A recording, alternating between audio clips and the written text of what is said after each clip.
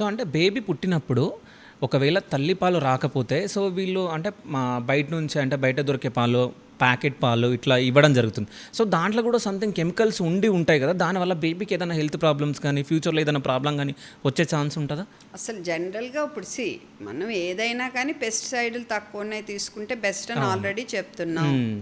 And పాలన్నాక తొందరగా infection create చేసే క్రిములు తొందరగా జారుతాయి. ఓకే. అందుకని వాటిని పొంగొచ్చాక కనీసం 20 నిమిషాలు మరగ్గాయమంటాం. హ్మ్.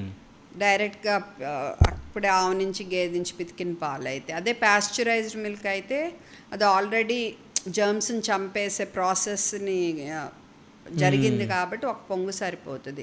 బట్ ఏదేమైనా సంవత్సరంలో పిల్లల్లో ఇలా డైరెక్ట్ పాలు మంచిది కాదు. ఎందుకంటే వాళ్ళకి మలబద్ధకం రిస్క్ పెరగొచ్చు, ఎనీమియా రిస్క్ పెరగొచ్చు, ఓకే.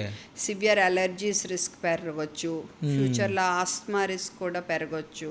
ఓకే. వీళ్ళు సో అవి తల్లిపాలకి దగ్గరగా ఉండవు.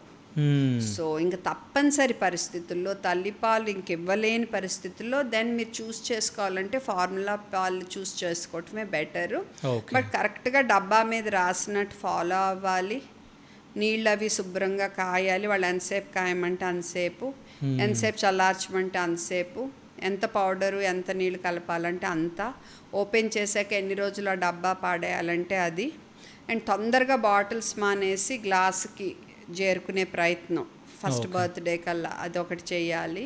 హ్మ్. అండ్ బాటిల్స్ ఇవ్వటం కూడా మరీ ఇలా పడుకోబెట్టేసి కాకుండా ఎత్తి పెట్టుకోవాలి. ఆ ఓకే. బాటిల్ మెయింటెనెన్స్ గురించి కూడా వాళ్ళు మ్యానుఫ్యాక్చరర్స్ క్లియర్గా రాస్తారు. హ్మ్. ఎలా స్టెరిలైజ్ చేయాలి, ఎలా కడగాలి, అవన్నీ చక్కగా ఫాలో అవుతా జాగ్రత్తగా వాటి వల్ల సమస్యలు రాకుండా చూసుకుంటా ఇవ్వాలి.